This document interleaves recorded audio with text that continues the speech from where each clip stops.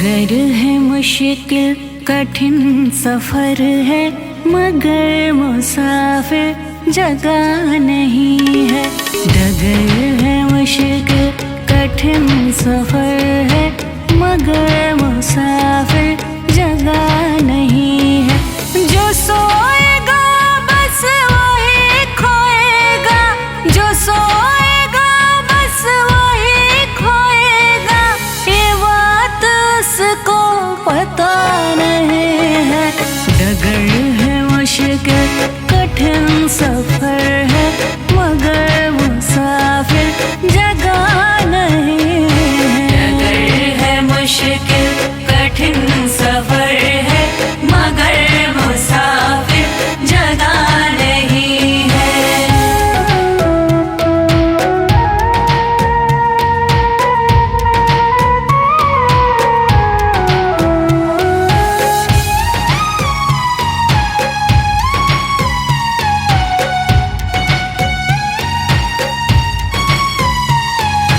लगेंगे फल जब किसी वृक्ष में, वो पेड़ झुक जाएंगे स्वतः ही। लगेंगे फल जब किसी वृक्ष में, वो पेड़ झुक जाएंगे स्वतः ही। अकड़ तने की बता रही है, अकड़ तने की बता रही है, अभी फल इसमें लगा नहीं है। डगर है मुश्किल कठिन सफर है, मगर मुसाफिर जगह नहीं है। डगर है मुश्किल कठिन सफर है, मगर मुसाफिर जगह नहीं है।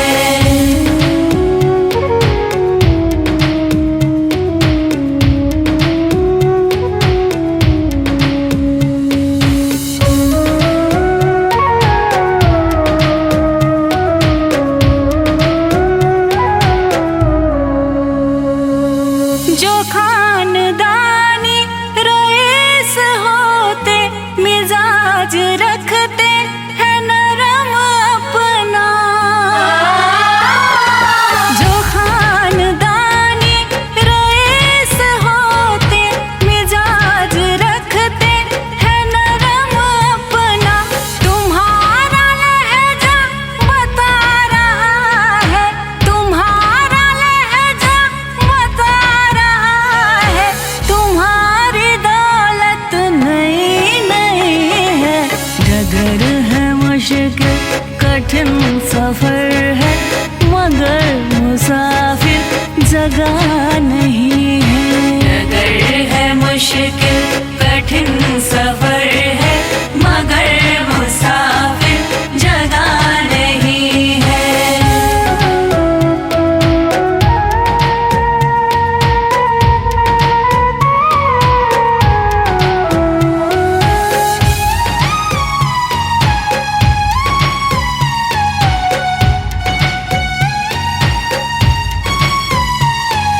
जरा सा कुदरत ने क्या नवाजा, कि आके बैठे हो पहले शफ में।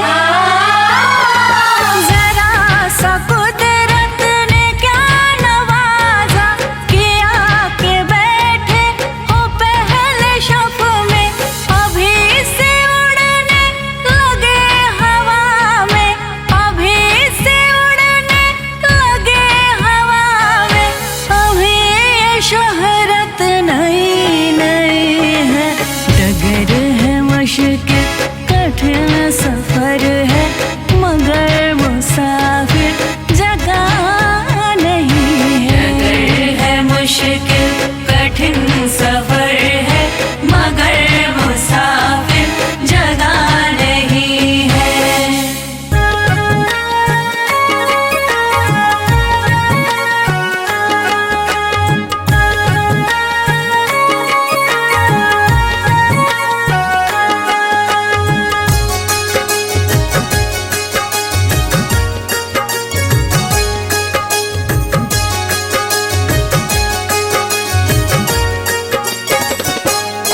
कभी प्यासे को पानी पिलाया नहीं, बाद अमृत पिलाने से क्या फायदा। कभी गिरते हुए को उठाया नहीं, बाद आंसू बहाने से क्या फायदा। कभी प्यासे को पानी पिलाया नहीं, बाद अमृत पिलाने से क्या फायदा।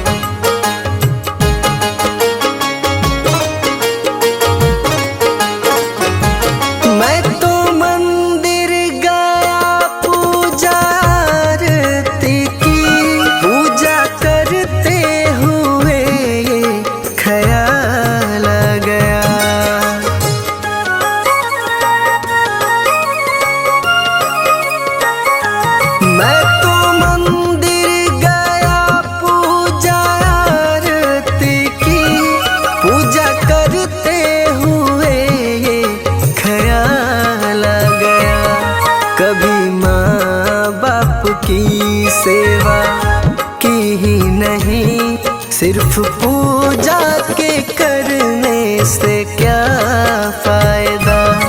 कभी प्यासे को पानी पिलाया नहीं, बाद अमृत पिलाने से क्या फायदा।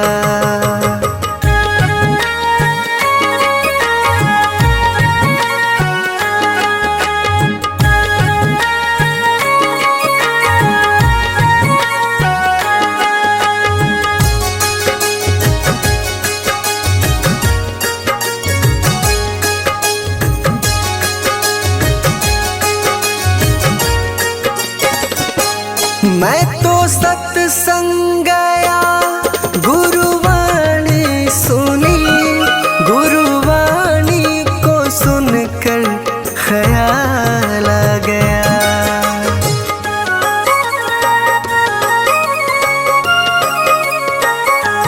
मैं तो सत्संग गया, गुरुवाणी सुनी, गुरुवाणी को सुनकर ख्याल आ गया। जन्म मानव का लेकर दया न करी, फिर मानव कहलाने से क्या फायदा। कभी प्यासे को पानी पिलाया नहीं, बाद अमृत पिलाने से क्या फायदा।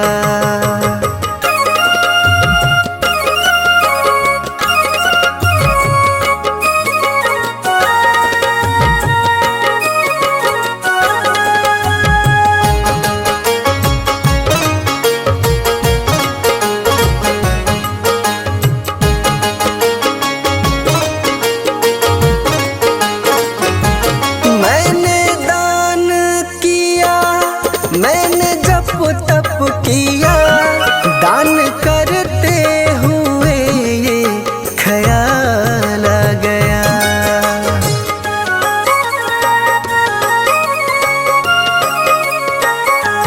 मैंने दान किया, मैंने जप तप किया, दान करते हुए ये ख्याल आ गया। कभी भूखे को भोजन खिलाया नहीं, दान लाखों का करने से क्या फायदा। कभी प्यासे को पानी पिलाया नहीं, बाद अमृत पिलाने से क्या फायदा।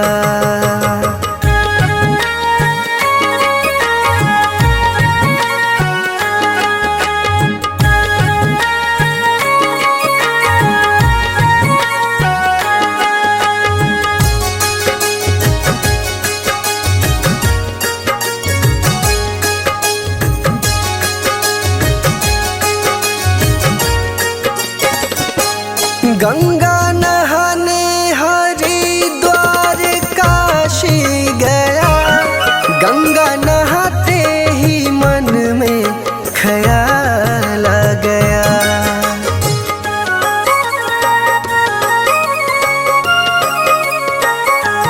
गंगा नहाने हरिद्वार काशी गया, गंगा नहाते ही मन में ख्याल आ गया। तन को धोया मगर मन को धोया नहीं, फिर गंगा नहाने से क्या फायदा।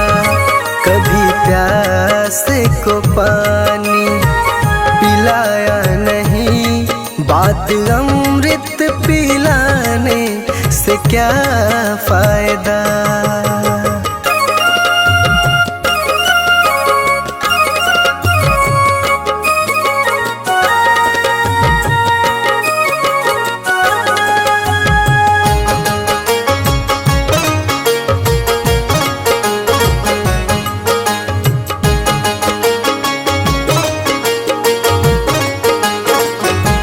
मैंने वेद पढ़े, मैंने शास्त्र पढ़े, शास्त्र पढ़ते हुए ये ख्याल आ गया।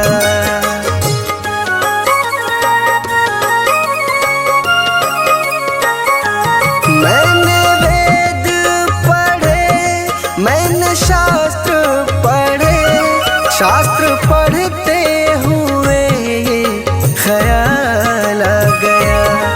मैंने ज्ञान किसी को बांटा नहीं, फिर ज्ञानी कहलाने से क्या फायदा।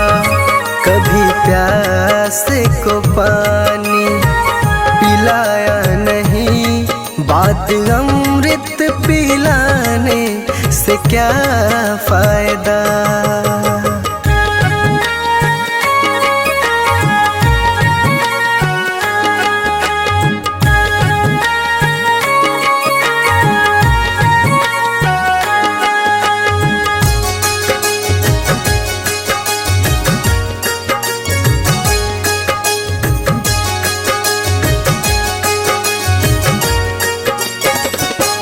माँ पिता के चरणों में चारों धाम है, आ जाए यही मुक्ति का धाम है।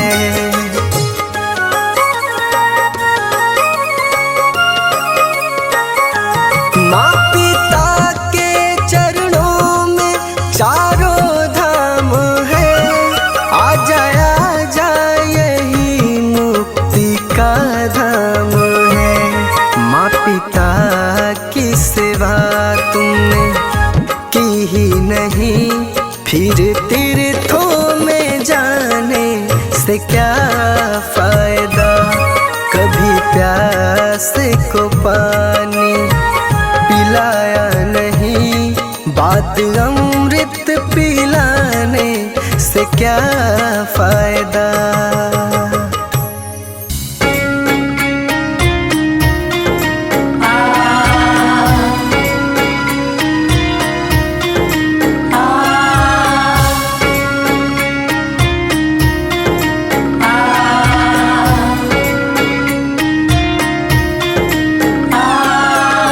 जीते भी लकड़ी मरते भी लकड़ी, देख तमाशा लकड़ी का।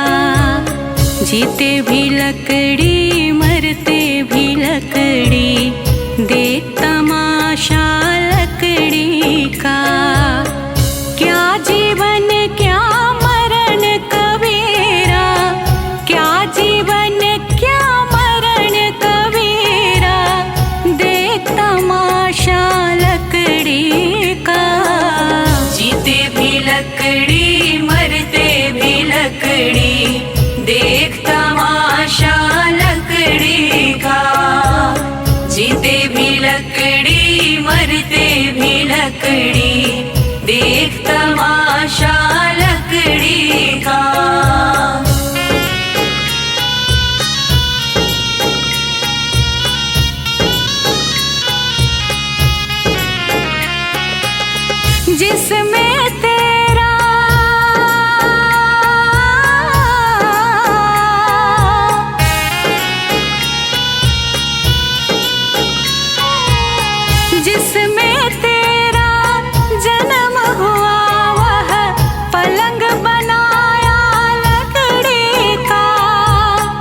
जिसमें तेरा जन्म हुआ वह पलंग बनाया लकड़ी का।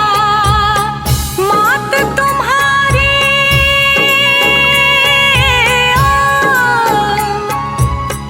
मात तुम्हारी लोरे गाए वह पलना भी लकड़ी का।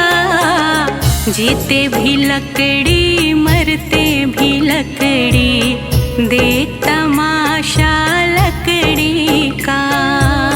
जीते भी लकड़ी मरते भी लकड़ी देख तमाशा लकड़ी का।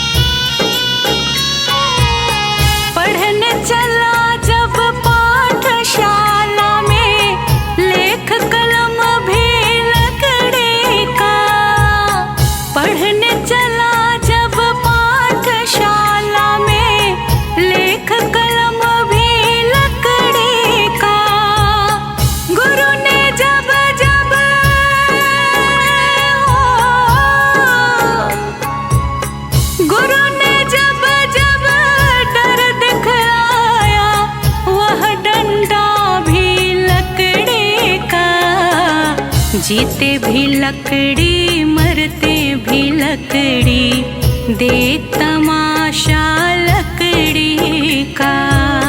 जीते भी लकड़ी मरते भी लकड़ी देख तमाशा लकड़ी का।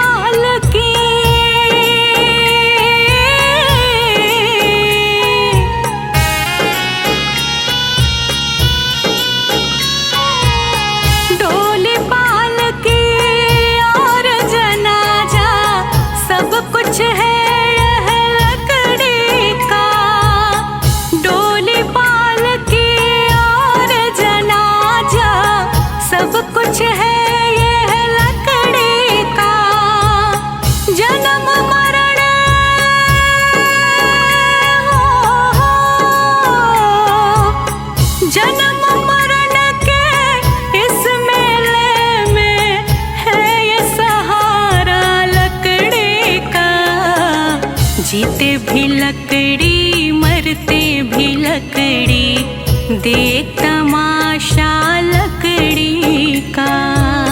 जीते भी लकड़ी मरते भी लकड़ी देख तमाशा लकड़ी का।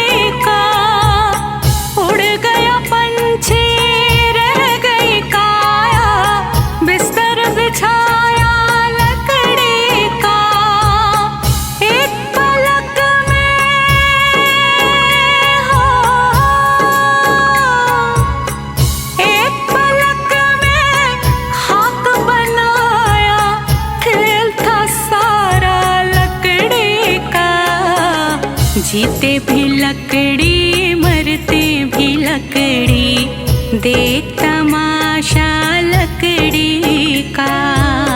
जीते भी लकड़ी मरते भी लकड़ी देख तमाशा लकड़ी का।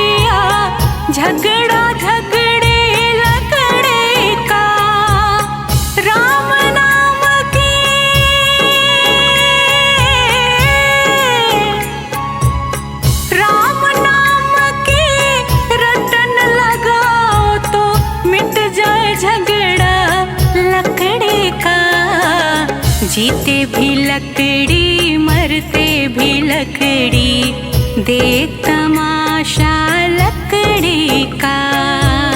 जीते भी लकड़ी मरते भी लकड़ी, देख तमाशा लकड़ी का।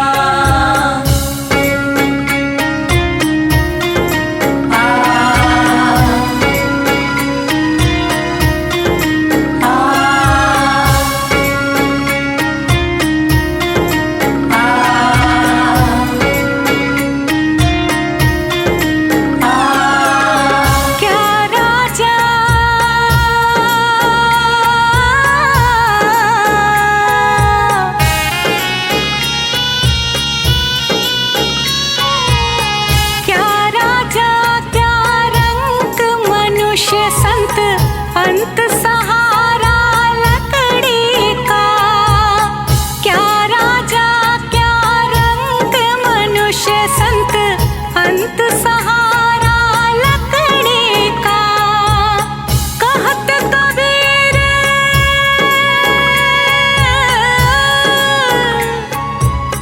कहत कबीर सुनो भाई साधु, लेल तंबूरा लकड़ी का।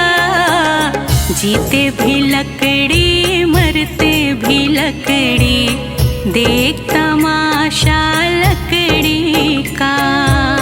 जीते भी लकड़ी मरते भी लकड़ी, देख तमाशा लकड़ी का।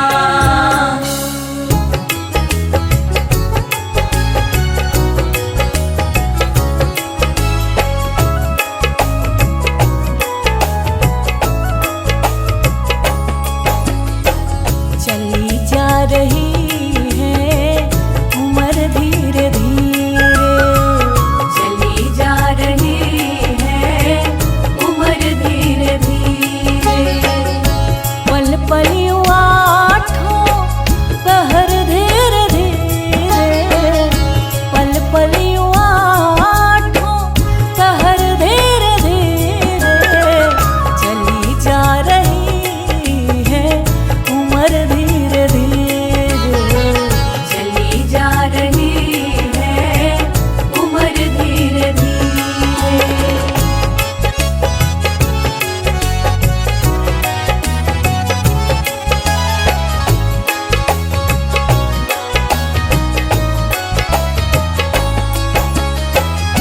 बचपन भी जाए जवानी भी जाए, बचपन भी जाए जवानी भी जाए। बचपन भी जाए जवानी भी जाए। बुढ़ापे का होगा असर धीरे धीरे, बुढ़ापे का होगा असर धीरे धीरे। पल पल आठों पहर धीरे धीरे, पल पल आठों पहर धीरे धीरे। चली जा रही है उम्र धीरे धीरे,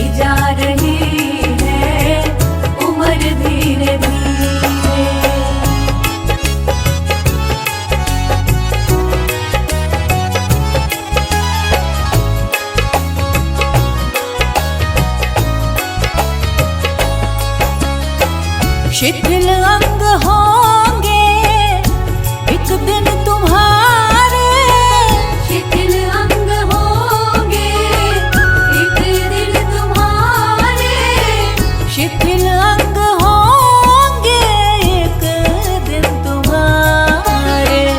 फिर मंद होगी नजर धीरे धीरे, फिर मंद होगी नजर धीरे धीरे। पल पल यूं आठों पहर धीरे धीरे, पल पल यूं आठों पहर धीरे धीरे। चली जा रही है उम्र धीरे धीरे, चली जा रही है उम्र धीरे धीरे।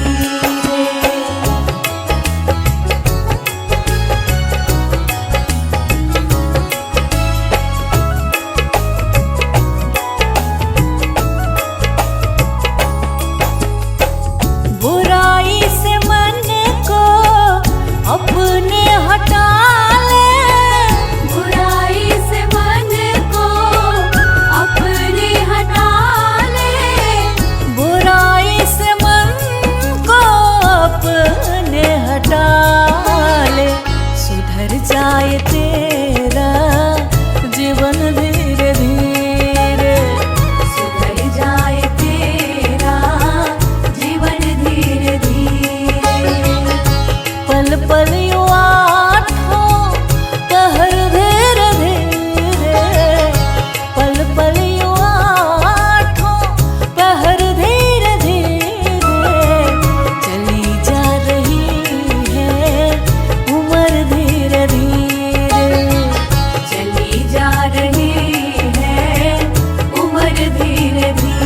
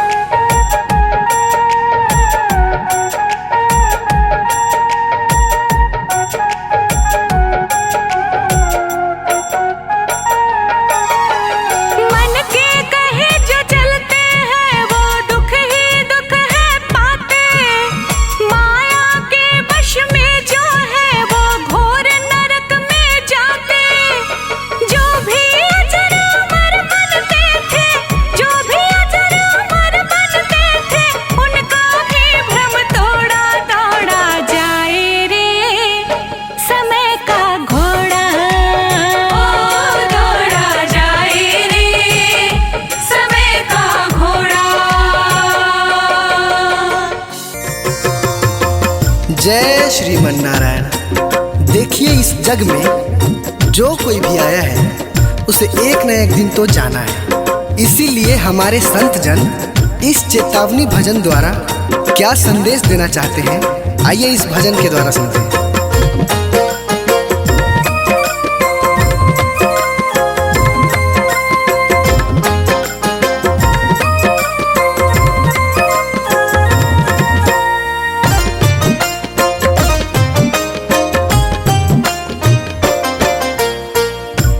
पापी मन कर ले भजन, मौका मिला है तो कर ले जतन। बाद में प्यारे पछताएगा जब पिंजरे से पंछी निकल जाएगा, जब पिंजरे से पंछी निकल जाएगा।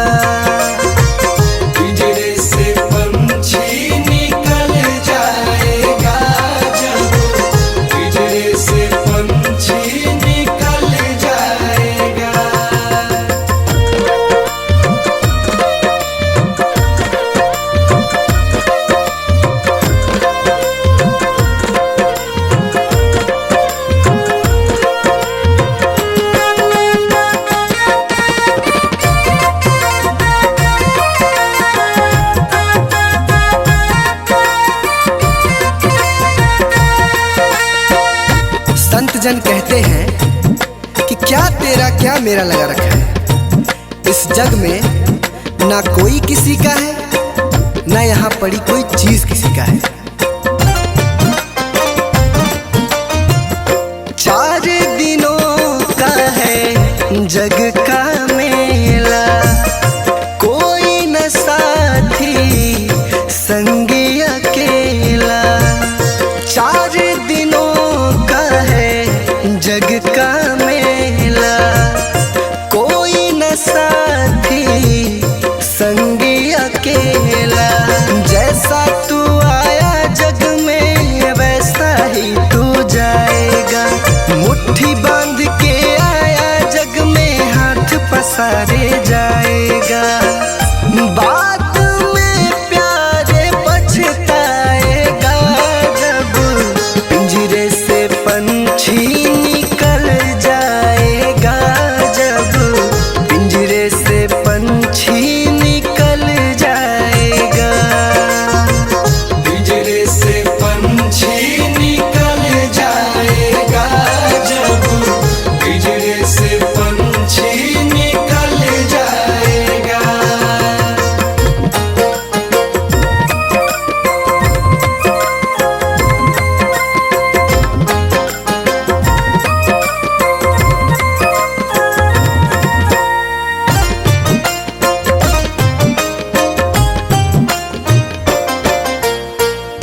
भाई बंधु कुटुंब कबीला, ये तो जग का झूठा झमेला। भाई बंधु कुटुंब कबीला, ये तो जग का झूठा झमेला।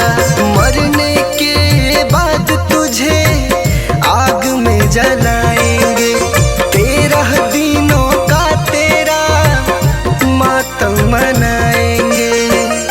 बाद में प्यारे पछताएगा जब पिंजरे से पंछी निकल जाएगा, जब पिंजरे से पंछी निकल जाएगा।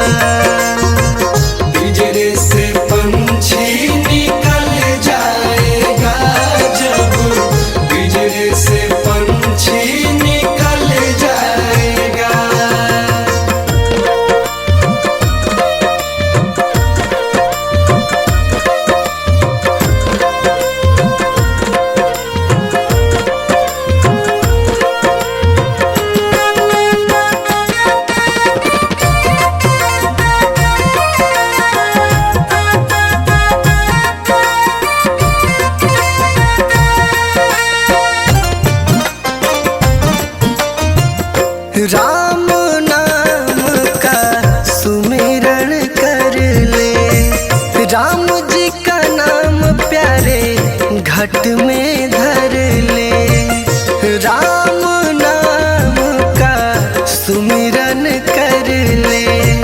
राम जी का नाम प्यारे घट में धर ले। राम जी का नाम प्यारे काम तेरे आएगा। जीवन मरण से तू प्यारे मुक्ति पा जाएगा। बाद में प्यारे पछताएगा जब पिंजरे से पंछी निकल जाएगा। जब पिंजरे से पंछी निकल जाएगा। पिंजरे से पंछी निकल जाएगा। जब पिंजरे से पंछी निकल जाएगा।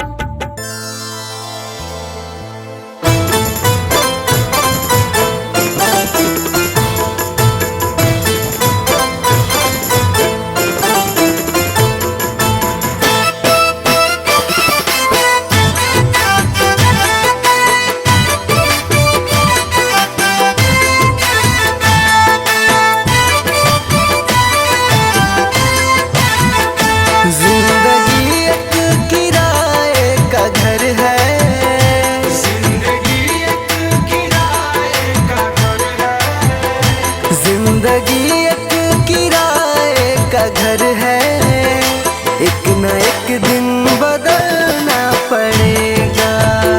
जिंदगी एक किराए का घर है, एक न एक दिन बदलना पड़ेगा। जिंदगी एक किराए का घर है, एक न एक दिन बदलना पड़ेगा। जिंदगी एक किराए का घर है, एक न एक दिन बदलना पड़ेगा। मौत जब तुझको आवाज देगी, मौत जब तुझको आवाज देगी, मौत जब तुझको आवाज देगी, घर से बाहर निकलना पड़ेगा। जिंदगी एक किराए का घर है, एक न एक दिन बदलना पड़ेगा।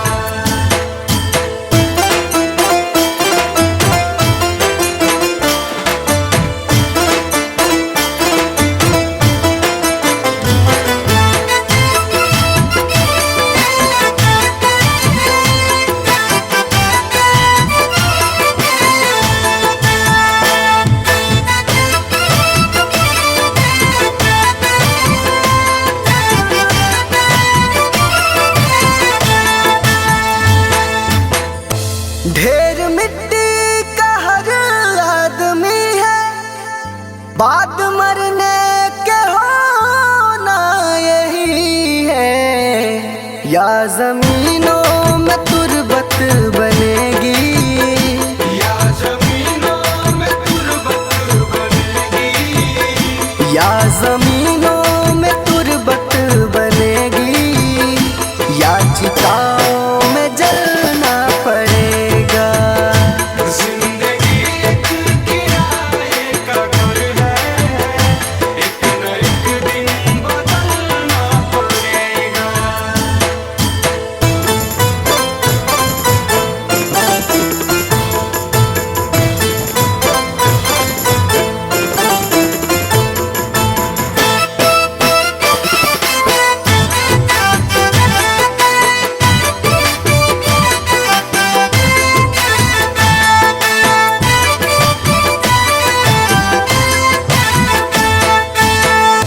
रात के बाद होगा सवेरा, देखना है अगर दिल सुनहरा।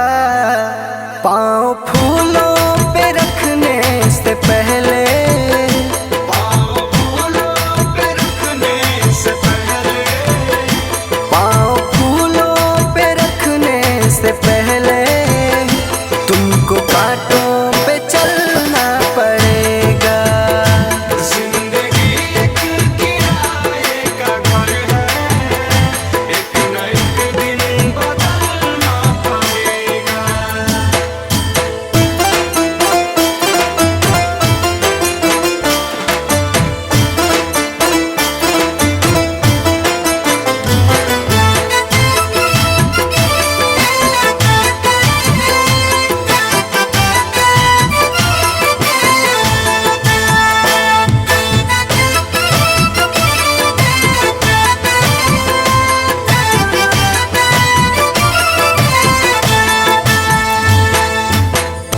एतबार उनके वादों का मत कर, वरना ऐ दिल मेरे जिंदगी भर तुझको भी मोमबत्ती की तरह, तुझको भी मोमबत्ती की तरह, तुझको भी मोमबत्ती की तरह, कतरा कतरा पिघलना पड़ेगा।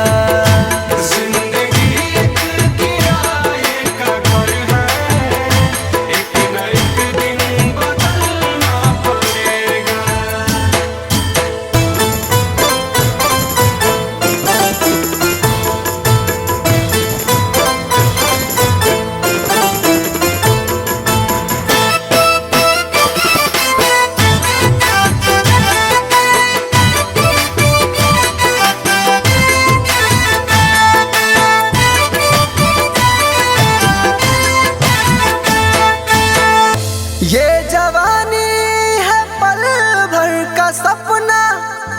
ढूंढ ले कोई महबूब अपना, ये जवानी अगर ढल गई तो, ये जवानी अगर ढल गई तो, ये जवानी अगर ढल गई तो उम्र भर हाथ मलना पड़ेगा।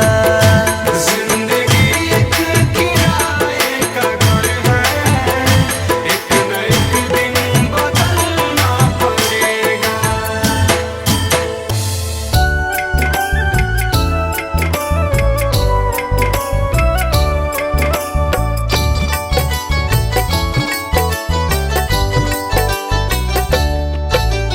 देख तेरे संसार की हालत क्या हो गई भगवान, कितना बदल गया इंसान। कितना बदल गया इंसान। सूरज न बदला, चांद न बदला, ना बदला आसमान, कितना बदल गया इंसान। कितना बदल गया इंसान। देख तेरे संसार की हालत क्या हो गई भगवान, कितना बदल गया इंसान।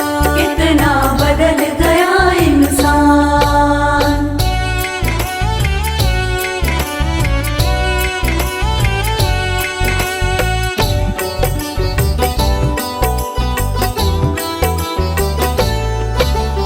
आया समय बड़ा बेढंगा, आज आदमी बना लफंगा। आज आदमी बना लफंगा। कहीं पे झगड़ा, कहीं पे दंगा, नाच रहा नर होकर नंगा। नाच रहा नर होकर नंगा। छल और कपट के हाथों अपना बेच रहा ईमान, कितना बदल गया इंसान। कितना बदल गया इंसान। देख तेरे संसार की हालत क्या हो गई भगवान, कितना बदल गया इंसान। कितना बदल गया इंसान।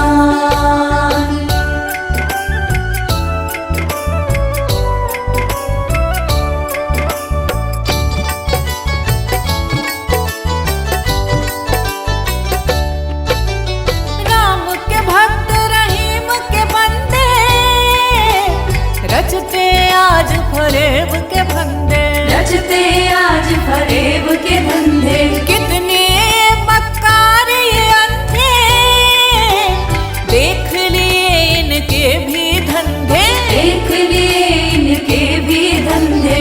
इन्हीं की काली करतूतों से हुआ ये मुल्क मशान, कितना बदल गया इंसान। कितना बदल गया इंसान। देख तेरे संसार की हालत क्या हो गई भगवान, कितना बदल गया इंसान। कितना बदल गया इंसान।